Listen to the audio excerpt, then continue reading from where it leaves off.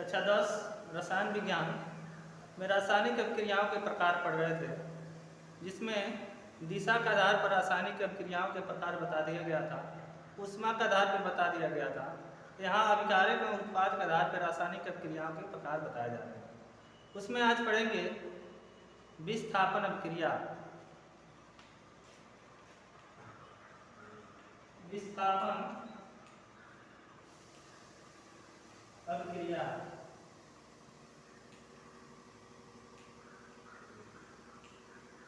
Displacement reaction, इसको substitution reaction भी बोलते हैं, प्रतिस्थापन अभिक्रिया भी बोलते हैं, जिसमें कोई एक प्रतिस्थापी समूह किसी एक स्थान से निकलकर किसी दूसरे परमाणु या परमाणु समूह के पास जमा हो जाता है।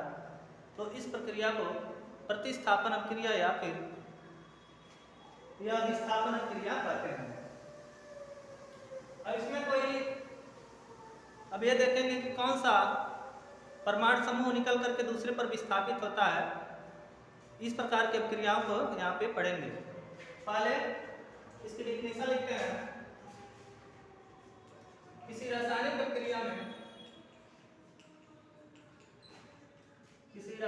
अभिक्रिया में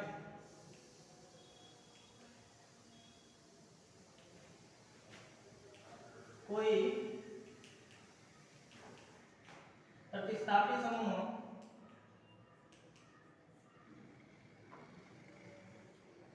किसी अन्य परमाणु या परमाणु समूह के पास जमा हो जाता है, किसी अन्य परमाणु समूह के पास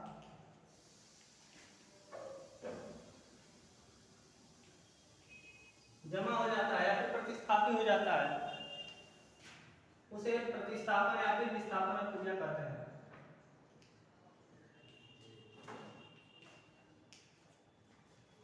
जैसे कोई किसी एक स्थान से निकलकर दूसरे स्थान पे उसको प्रतिस्थापित हो जाना, जुड़ जाना।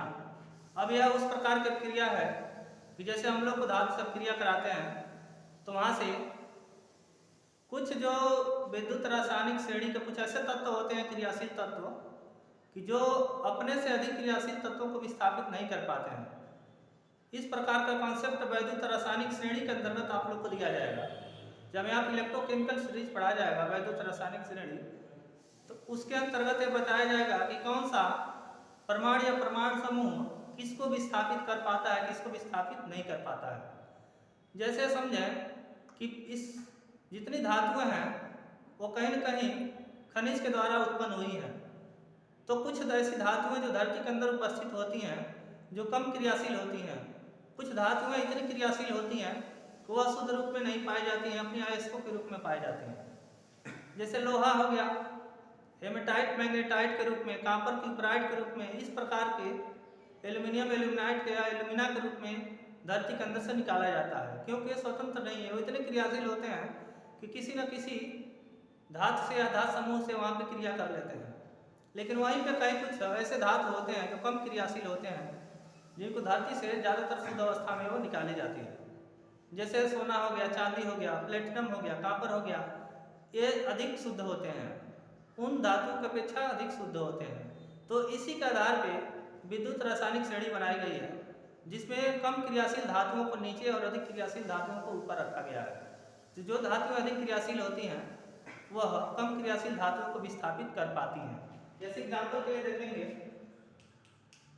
एग्जाम्पल Fe प्लस यस लिखते हैं, यानी सॉलिड स्टेट है, ठोस अवस्था। इसका कोई मतलब नहीं होता है, फिर भी ऐसे कई रासायनिक अभिक्रियाओं में लिखा रहता है।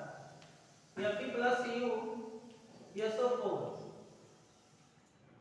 यहाँ पर अभिक्रिया कराएंगे तो यहाँ पे देख रहे हैं कि यहाँ फेरस है और यहाँ पे कॉपर सल्फेट है। तो Cu और SO4, Cu 2 प्लस और SO4 2 माइनस में ब्रेक होता है, क्योंकि यहाँ पे कॉपर 2 इलेक्ट्रॉन का त्याग करता है और SO4 की जो ऑक्सीडेशन नंबर होती है इस CuSO4 में -2 होती है। इस तरह से दोनों मिलकर के +2 और -2 दोनों मिलकर कैंसिल हो जाएंगे और CuSO4 पे यहाँ पे 0 चार्ज आ जाएंगे। इस तरह से उदासीन अवस्था में आ जाएगा। तो यहाँ पे Fe जो है इस Cu को डिस्प्लेस करेगा। क्यों? क्योंकि जो Cu का स्थान है तापक का वह विद्युत रासायनिक श्रेणी में नीचे दिया गया है।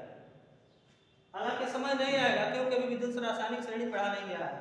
तो यहाँ पे फेरस क्या करेगा? Cu को डिस्प्लेस करेगा।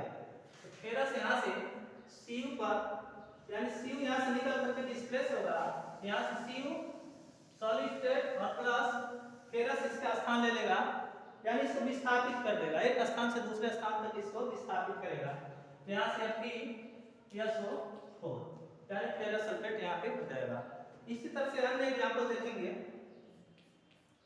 Na solid state plus